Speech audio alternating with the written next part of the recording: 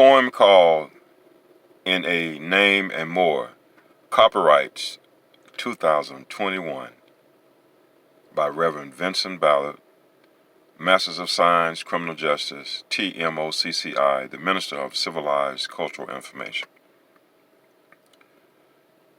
Could universal energy be in a name that could lead to more? Beyond some situations, an attempt to knock on and go through certain doors, floors, and reach our natural and divine chores that implores. It is not mere toys that one instantly enjoy, as within human decency, civilized cultural information. I attempt and also implore, please allow ourselves to leave the misinformation on somebody else's floor. Beyond those whose shoulders that we stand on, landed on, were handed on, and sometimes demanded on, our struggles can continue being our masterpieces and more. Regardless to the genuine challenges and realities, systematic racism, other power-designated names and situations the same, beyond slavery in some minds, enslavement during its time, resistance and resiliency, and not just a rhyme. Could it also be about not just the size of the person, but the person or persons in the size, as within the legendary Twa people, the oldest recorded people on the planet, blackness, naturally in nature, higher spiritual through sacred divinity, which were called the Anu, which the ancient Magi were derived from, according to Professor Small, Mfundishi, Jeffries, Nobles, Welsing, Benyakanan, and Hiller. So, wherever on the planet we handle it, as with Hannibal, Shabaka, Tanaka, who are oftentimes not mentioned, to before our humbling Mississippi, Alabama, and more, cleaning floors, biting our tongues, biting as we sung, our mouths literally knocked off our bodies, even in silence.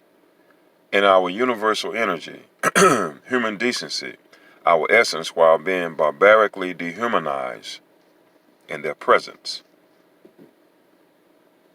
Even in a name, humiliated or not, we knew universally that there were more to it, its, or ours.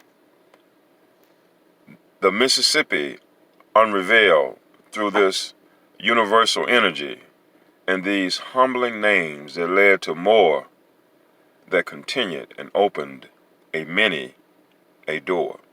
Like Sergeant George Washington Brown, or the first Sweet Georgia Brown, Mississippi born, Mississippi won, and healing and peacemaking, and his steps were not disarmed, alarmed, or limited to a mere farm. A businessman, cleaners, photographer, disc jockey, band leader, guitar player, humanitarian, skater, community organizer, raised by his darling aunt, Mrs. Easter Harris, root lady and healer. After his mother's early death while he was only an infant, his aunt would help a many, including his only child, beyond his untimely, mysterious death, and she would live 102 years and participate in this version of the name that led to more specifically during the out-of-the-box 1940s through 1950s, and Sergeant George Washington Brown filled up his britches adjusted to the reality blows and stitches, hid sometimes in ditches, had such an impact before the legendary later B.B. King and Lucille, Don Cornelius, and The Train, even before the movie atmosphere of the Harlem Nights, through this reference 1940s and 1950s with the Mississippi twist, and to some, a historical out-of-the-box kind of divine mist. Not often mentioned, blood, sweat, years, tears, and beyond fears about this delight that was out of sight. Now comes the other humbling name through the same universal energy that led to more with a name like Dr. Theodore Roosevelt Mason Howard. How can one genuinely suggest that this version of steps of healing and peacemaking were not empowered? Before our darling Megger, Fannie Lou, Jesse, Dr. Ida Mae Holland, Reverend Blue, and more, this humble servant sacrifices life in space beyond his place. Of course, these were some of his understudies, students, as with his involvement with looking out for Mama Mamie, the aftermath of the Emmett Till massacre, the investigation, security at his place in Mount Bayou, Mississippi, with the help of people like Sergeant George Washington Brown, beyond his disc jockeying, photography, music, and more. They had just lost another brother in their comrade, Reverend George Washington Lee, in voter registration in Belzoni to be.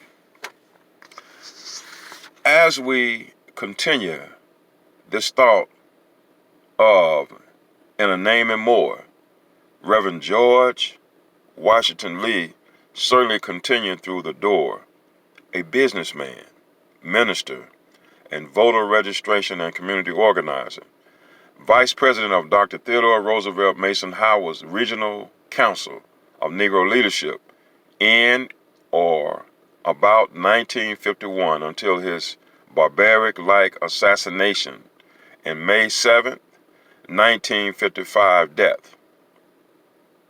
His open-casket funeral preceded that of the later inhumane act of our precious little child from our community, of the humming lights of Emmett Till, that within itself brings about unimaginable chills, but encourages us of the need for our will and power together. So, the momentum,